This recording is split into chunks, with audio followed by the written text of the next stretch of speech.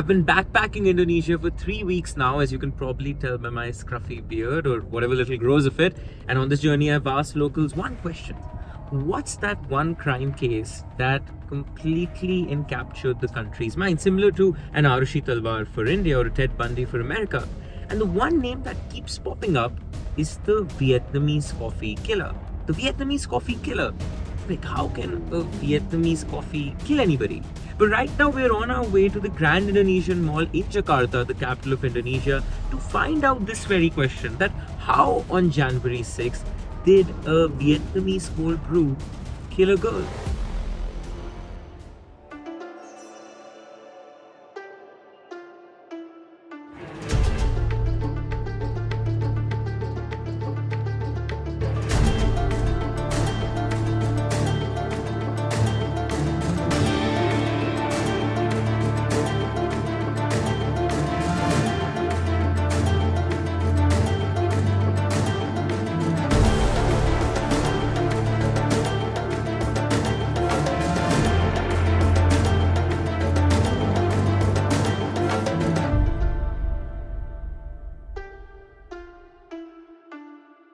Hi everyone, welcome to the Desi Crime Podcast, a show where we dive deep into some of the craziest stories from around Asia.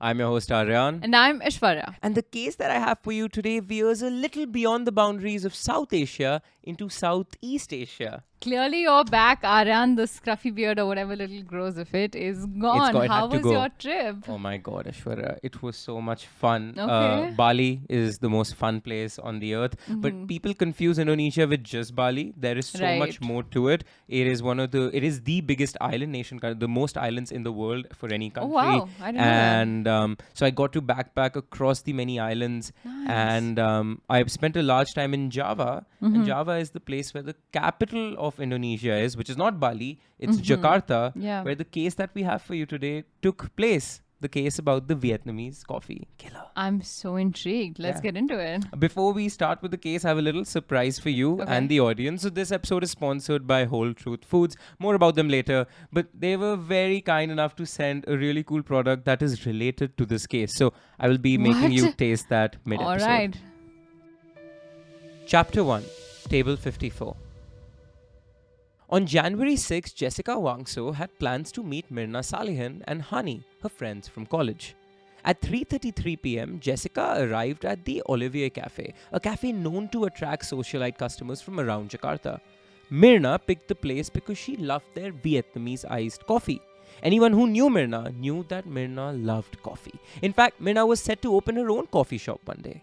So Aishwarya, our friends at Whole Truth Foods sent their cold coffee flavored whey protein. Bit scared. And I used this to make a Vietnamese cold brew for you. Of course, it has more protein than the one that they would be Does drinking. it have more protein than cyanide is my only But question. we will find out, right? We'll find out.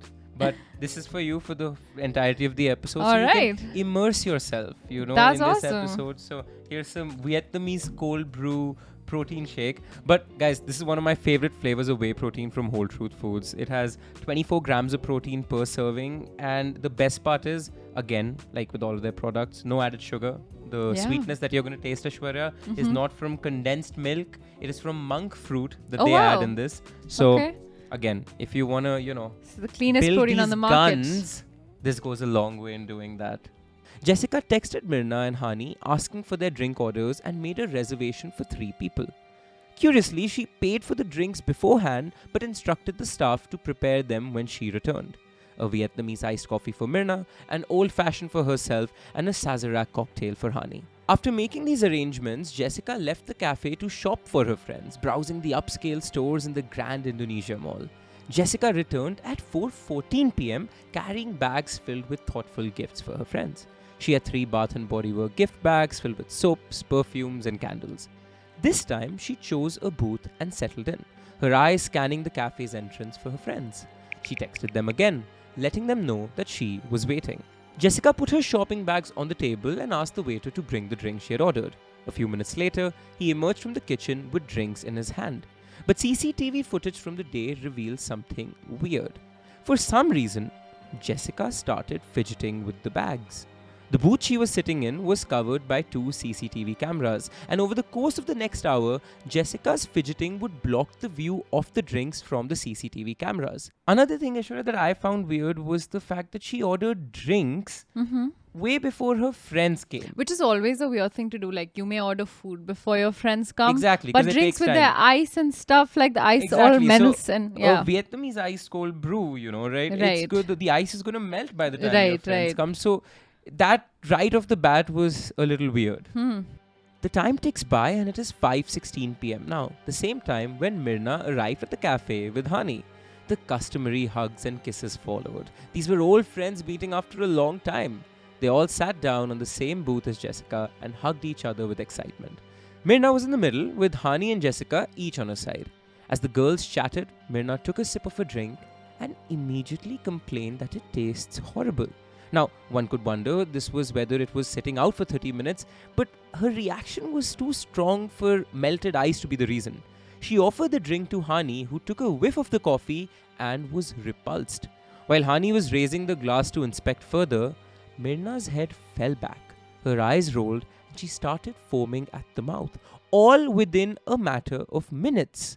Aryaan, this is interesting because that's such a quick response to whatever was in the drink. It makes me wonder, firstly, how much of that thing was in the drink. But secondly, is this common for a drug to react so quickly by within a minute? It's unless it's the KGB or the Soviet Union coming up with some really novel drug that acts within seconds. No, it's not common at all. Which is why, as I'm about to get to it, the restaurant staff didn't think it was poisoning at all. It looked exactly like a seizure. That's not how poisoning works. So their natural assumption wasn't the fact that there was something in the coffee. Right. How interesting. Panic set in. At this point, Hani was screaming for help. She was asking people to call the ambulance and help her friend. Noticing a commotion in her establishment, Desi, the manager of the Olivier Cafe, rushed to help the customers on table 54, bringing along the waiter that was serving them. As she reached the site, she recalled seeing Myrna in a state of seizure and Hani screaming. She also noticed that Jessica stood in a corner and shifted nervously till she yelled, quote, "What did you put in her coffee?" Devi was offended at this suggestion. How dare this girl accuse my service? Devi was convinced that Myrna was having a seizure, a natural condition that existed long before she even touched the Vietnamese iced coffee. And to prove that, she asked the waiter to take the coffee back to the kitchen and seal it. Quote, "Don't let anyone touch this and call the ambulance," she ordered her staff. For a non-police person to have the presence of mind to protect evidence is commendable. I wish he was part of the Noida Police Department that investigated Arushi Talwar's case. This investigation could have gone a totally different way had the manager panicked and thrown the coffee. Myrna was wheeled out of the cafe to an ambulance and driven to the Abdi Vayu Hospital in Menteng, central Jakarta. Hani called Myrna's husband Arif Somarko on the way to the hospital, but what awaited them was nothing but tragedy. Hani called me like she sound panic on the phone. She said, "Myrna is having seizures. Foam is starting to come out from her mouth." So after hearing she panicked, I panicked as well. At 6:30 p.m., just an hour after Myrna met her best friends, Myrna Sahili, the 27-year-old college friend, was dead. Her husband Arif went from planning his honeymoon with Myrna in South Korea to now planning her funeral in the span of just an hour. But you all must be wondering, who was Jessica? Who was Myrna? And how did these girls even know each other? What made this coffee so special between them? Chapter 2. Old Friends Die Hard. It's not uncommon for people to grow apart from those they once loved. Sometimes nothing specific happens, but life takes us in different directions, making it difficult to stay connected. Our interests, priorities, and circumstances evolve, and maintaining the bond becomes challenging. This natural drift can be bittersweet as we cherish the memories while acknowledging that our paths have diverged. This is what happened between Myrna and Jessica Wongso, once best friends but now living half a world apart. The two girls had met in the first year of college in Australia at the Swinburne Institute of Technology. They both bonded over growing up in Jakarta, moving to Australia, and the dreams they had together. But they could not be more different from each other. Myrna was an extroverted girl. She was fun, the life of the party, and loved meeting new people. So much so that her friends always made a joke about how she loves to adopt people and introduce them to her friends. Jessica, on the other hand, was quieter, introverted, and shy. The girls balanced each other out, and everyone who knew one of them immediately knew about the other one. They were inseparable.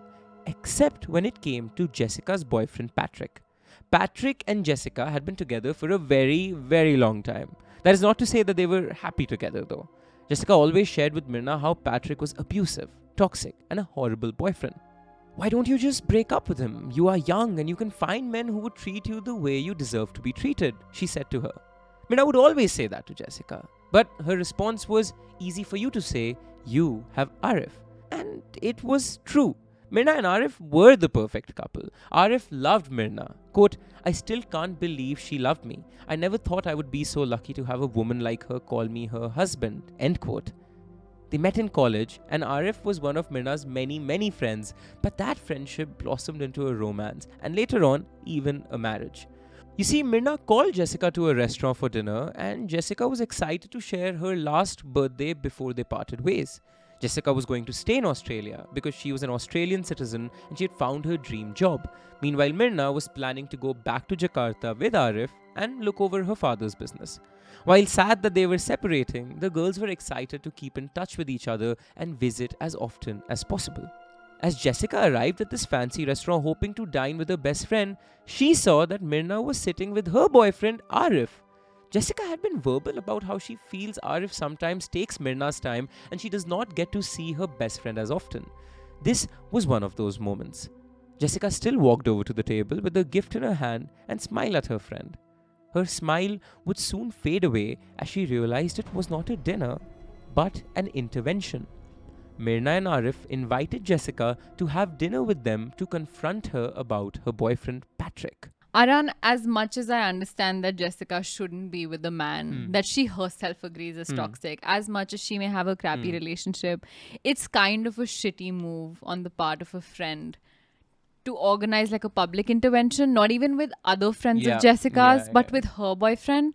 It just kind of feels in bad taste and it feels like he's not the right person to include in an intervention. That's so personal. I think, that's a great point, but being public, so you are taking her to a fancy restaurant, in a restaurant. Also, that's supposed to be like a goodbye dinner. That's not the time to do it. That's not the time to do it. This is the last birthday you're about to celebrate. This it might not be the most opportune time, but okay. On the flip side, I'll go on to explain to you just the gravity of how messed up their relationship was. Sure. And how Jessica used to be the one that brought up that skewed dynamic all the time. So it wasn't something that Myrna mulled over more than she should. It was something Jessica pointed out at every single instance. And it had become a deal that it really needed to be solved.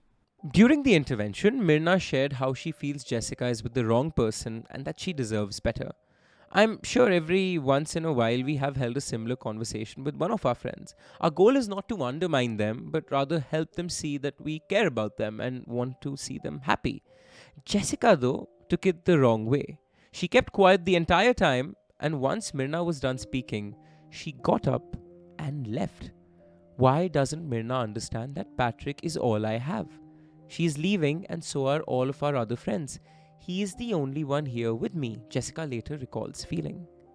This intervention wasn't an impediment to the couple's relationship, but rather for the girls' friendship. The two girls will not see each other again till January 6th, 2016, almost 4 years later. As college came to an end, Myrna did move back to Jakarta and she continued to work under her father's company, and everyone who worked with her recalls that she was the most dedicated person at the company. Outside work, things were looking up for Myrna personally as well. She had gotten married to the love of her life, Arif, in Bali in November of 2015. The wedding was nothing short of a fairy tale. Everyone who knew the couple was invited, everyone except her best friend, Jessica. While Myrna's life was falling into places, Jessica's was falling apart. Jessica was fired from her dream job in Australia, going through a painful breakup with her now ex-boyfriend Patrick, and she had discovered that the girl she once considered her best friend, who had promised to make her a bridesmaid, got married without even inviting her. All of this led to attempts to take her own life twice during the months of October and November 2015. When her family heard about this, they asked Jessica to come back to Jakarta to spend time with them and clear her head, and Jessica agreed. As she packed to come back home, her mind wandered to college friends, especially Myrna. She missed her friend deeply and needed her support during these tumultuous times. She messaged her, asking to meet up, and Myrna happily agreed. Despite their past confrontations, Myrna never held any ill intentions towards Jessica. She loved her and always wanted the best for her, especially to see her out of that toxic relationship. The girls were excited once again. They've so much to catch up on. Myrna was now married, Jessica had finally broken up with Patrick, and years had passed since that fateful night in the restaurant. The date was set to meet.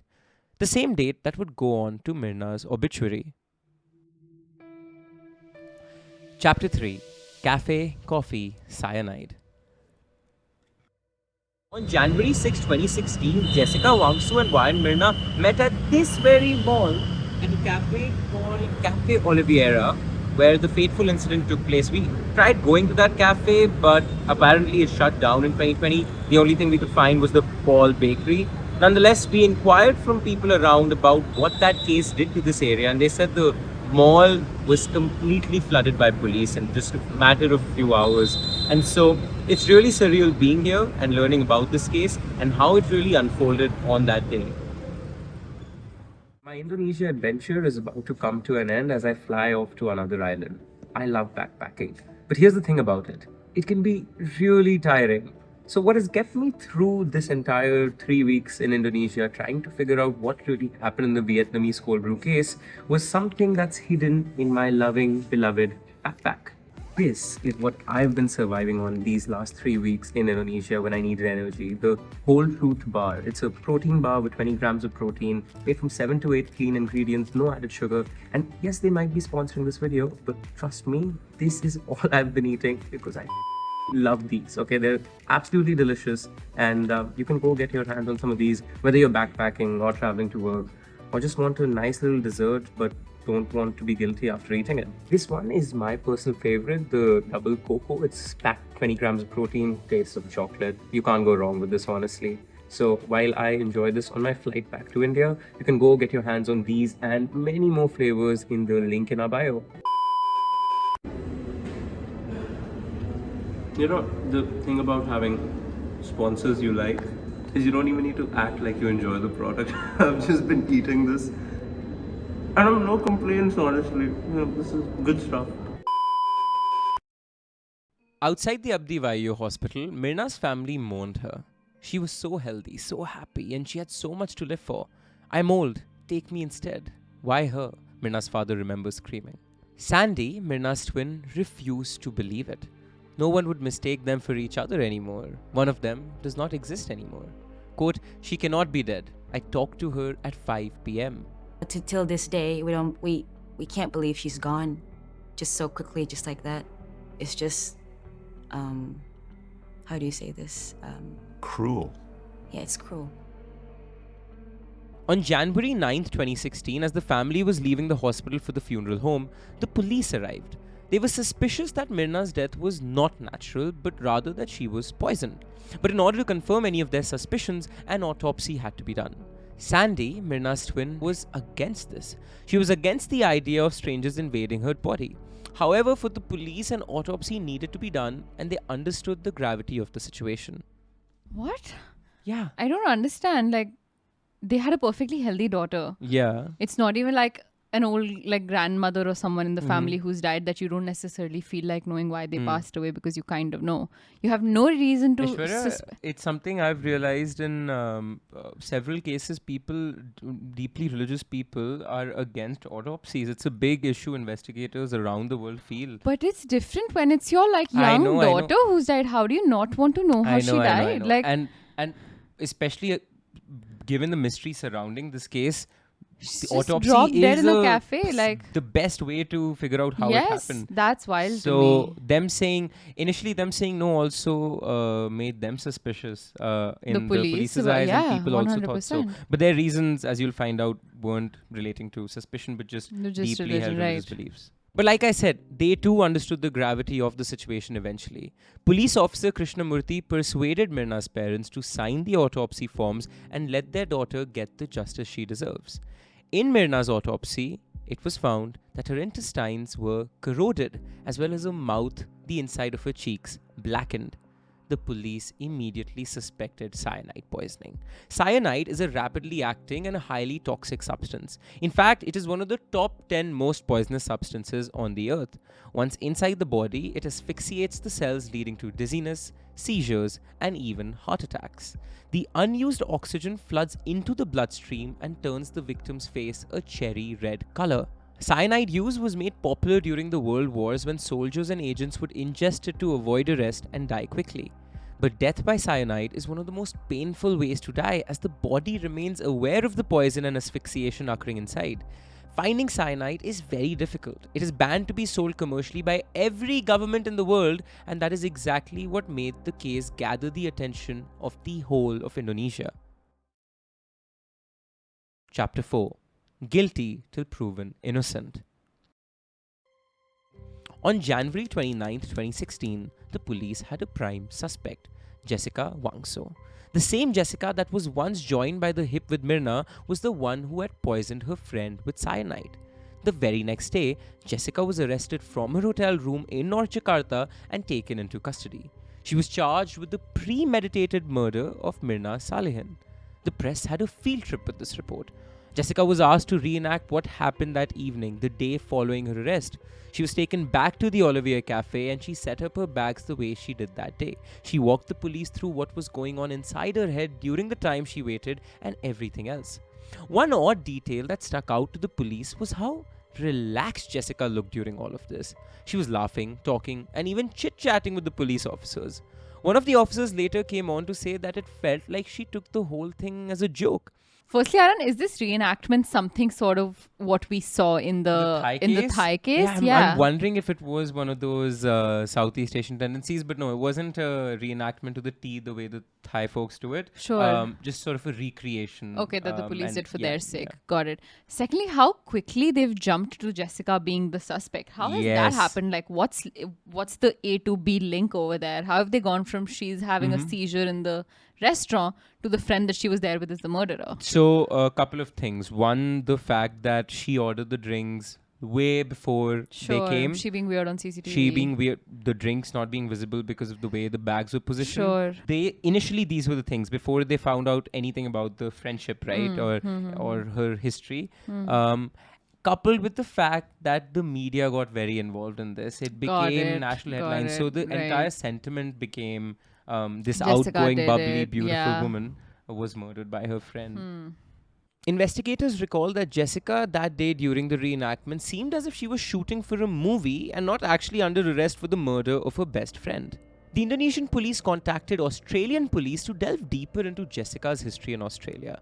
The Australian police agreed to send the files over on one condition, that even if Jessica is guilty, she would not be given the death penalty because it is abolished in Australia and Wongso was an Australian citizen, a fact I find very interesting.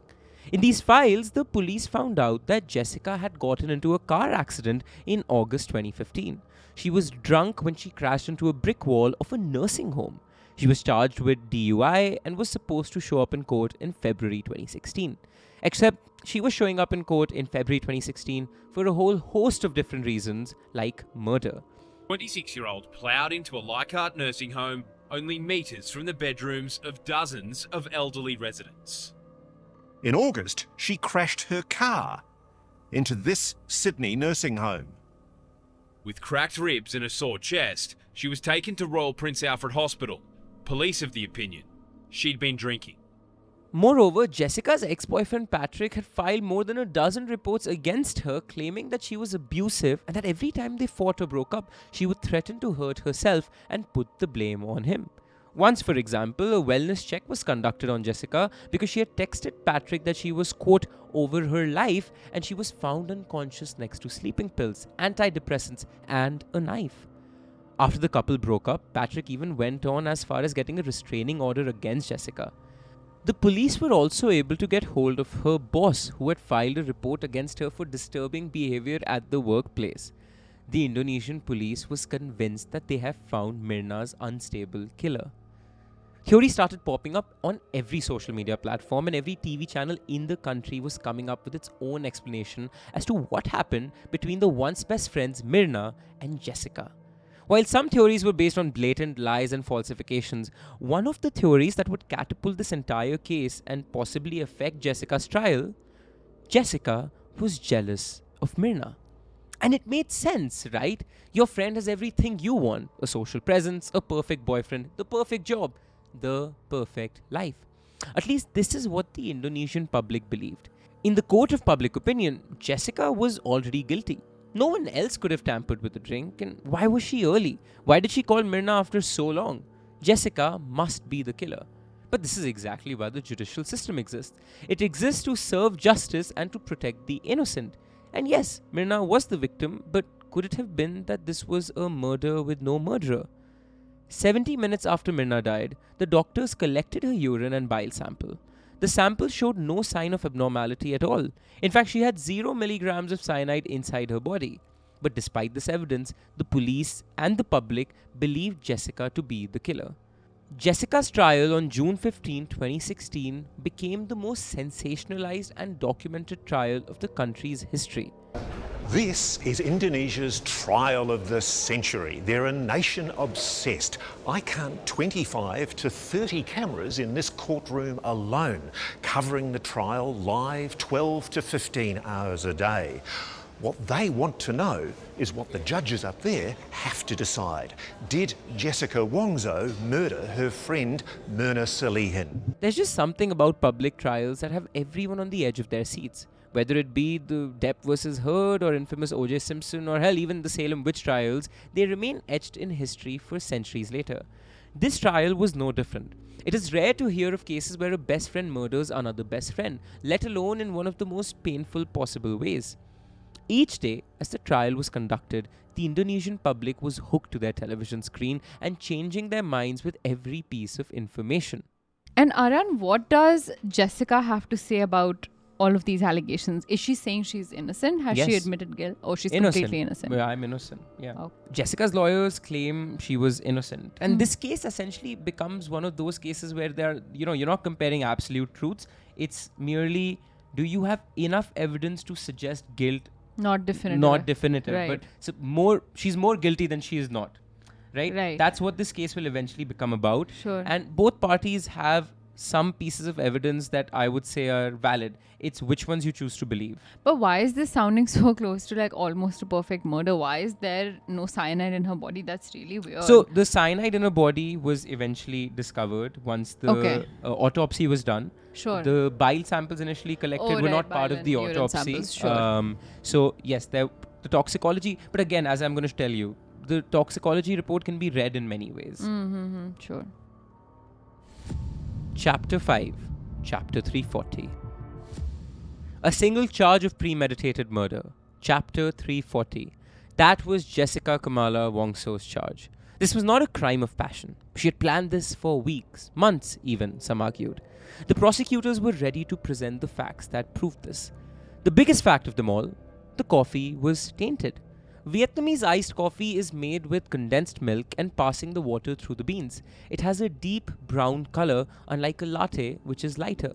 Although the coffee that Myrna drank was almost yellow, it was described as having the color of turmeric and smelled rotten. It was obvious that the coffee was tampered with. According to the toxicology report, the coffee glass contained 7,400 milligrams of cyanide per liter of coffee. To put that in context, according to the CDC, it takes only 150 milligrams of cyanide to kill an average adult male in the United States. But even this fact was questioned by Jessica's team in court. One of the toxicology specialists hired by them went on to say, quote, "What was the method used by the toxicologist for the police? The method to determine the poison as cyanide was not described in the police's report. From many different poisons, why did the Nusmarman finally conclude it to be cyanide?" Budiawan, a chemical toxicologist for their team, argued. So the fact that there is no cyanide found in the heart, brain, lungs or liver 3 days afterwards doesn't indicate there was no cyanide used to murder that person. Well, you've still got to explain the cyanide in the stomach, You've got cyanide in the drink, you've got cyanide in the stomach, you've got someone who collapses in a way that cyanide causes. I'm a very simple man. I can't think of anything else. Even if there was around 10 milligrams of cyanide per liter, immediate evacuation of people around it would have needed to occur. If there was 7,400 to 7,900 milligrams per liter of cyanide in Myrna's coffee, the cyanide should have been smelled throughout the cafe.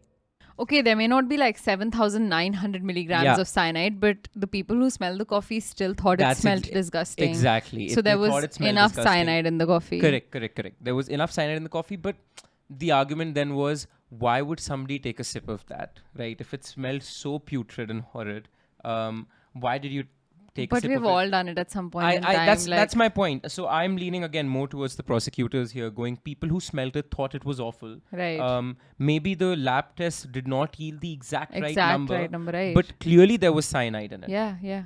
But the question remained, if the coffee contains so much cyanide, why was none of it found inside Myrna's body? How was it even possible for Jessica to acquire so much cyanide when she was not even living in the country for a decade now? These questions are some of the biggest questions of the case.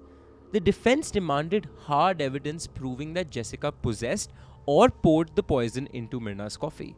But no such evidence was ever found. Myrna's family had refused a full autopsy, only allowing a partial one, and without it, determining the exact cause of her death was impossible. If the brain or heart was closely examined, it might have been revealed that she died from a stroke. This revelation undermined the entire basis of the case. Until now, this trial was referred to as the cyanide trial. Yet without a full autopsy, other potential causes of death could not be definitively ruled out. The defense capitalized on this uncertainty, arguing that the lack of a full autopsy meant there was no definitive proof that cyanide was the sole cause of death. This argument introduced doubt into what had seemed like an open and shut case. The defense highlighted the absence of direct evidence linking Jessica to the cyanide. There were no fingerprints on the glass, no witnesses to her tampering with the drink, and no surveillance footage capturing Jessica putting something in those drinks. They questioned whether the coffee might have been tampered with at any point before it reached the table. One of the many experts called to this trial was Dr. Jaja Surya, who is recognized as Indonesia's first DNA doctor. Dr. Atmaja's statement further revealed that the victims of cyanide poisoning have a cherry red complexion. To put perspective on how viral this trial was, up until this point, there was a picture of Myrna circulating on the internet where her face looked blue. But after Dr. Atmaja's statement, the same picture went viral, but this time with a cherry red complexion. In the partial autopsy performed 3 days after Myrna's death, 0.2 milligrams of cyanide was found in her body, a dose less than what is found in apple seeds.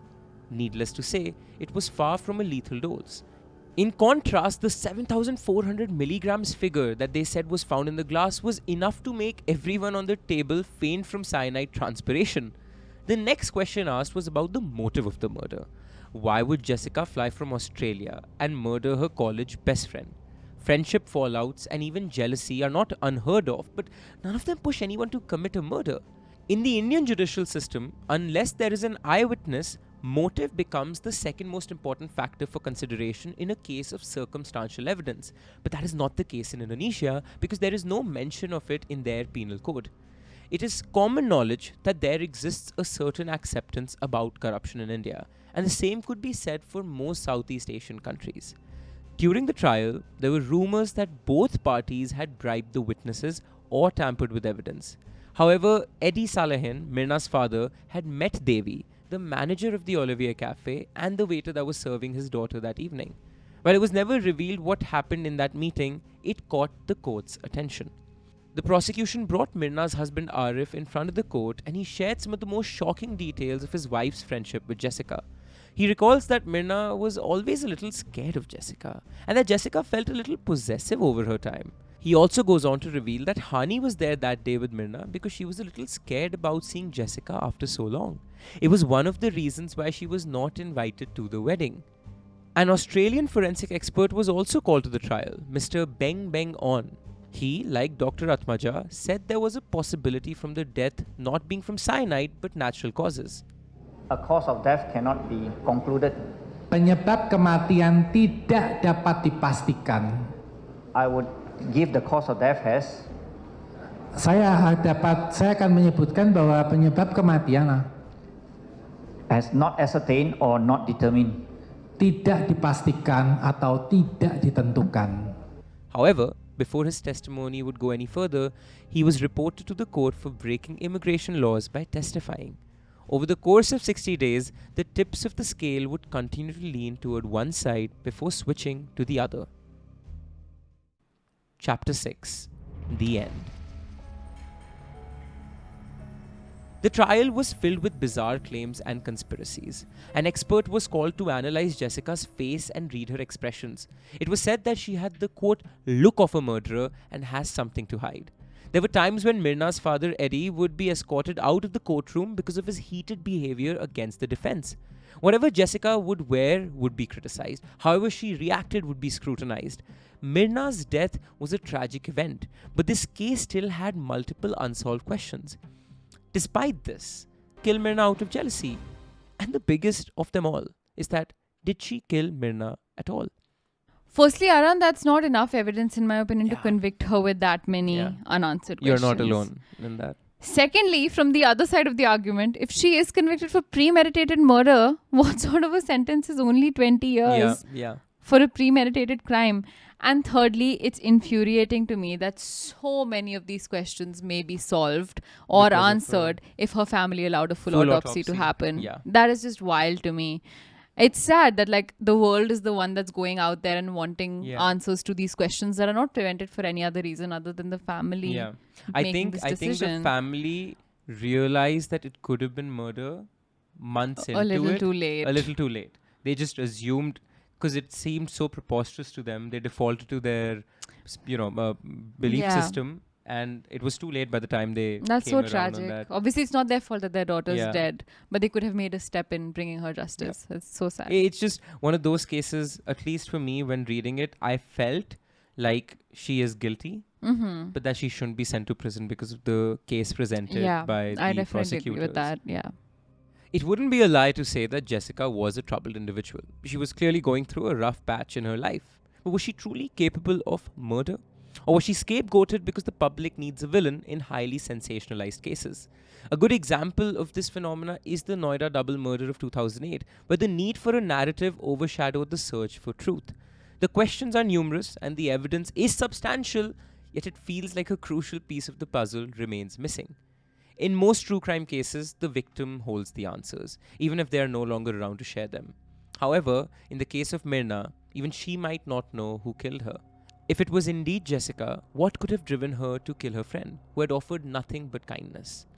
All the events in Jessica's life could have led to a psychological breakdown, but could they have driven her to commit murder?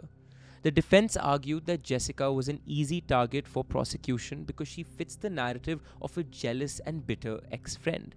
A diva, the evil woman. But narratives can be misleading, especially when they are crafted to fit public expectations rather than the facts. Maybe the court succeeded in providing Myrna justice, or it failed and imprisoned an innocent. In cases that are as public as these, it is always hard to find the truth. Almost always, there are two sides to the story, each equally convincing. Jessica's sentence under circumstantial evidence just fueled this fire further. We are leaving it up to you to decide if Jessica is guilty or not. Until the next episode, stay safe, stay crazy, and stay Desi. If you like what we do here at Desi Studios and absolutely love what we're wearing today, this is merch you can go buy all for yourself. You can buy this Desi Crime merch in our YouTube store, link down below. That's merch. Keep the engines at Desi Studios so we can pair with your picture right behind the camera to make these amazing episodes just for you.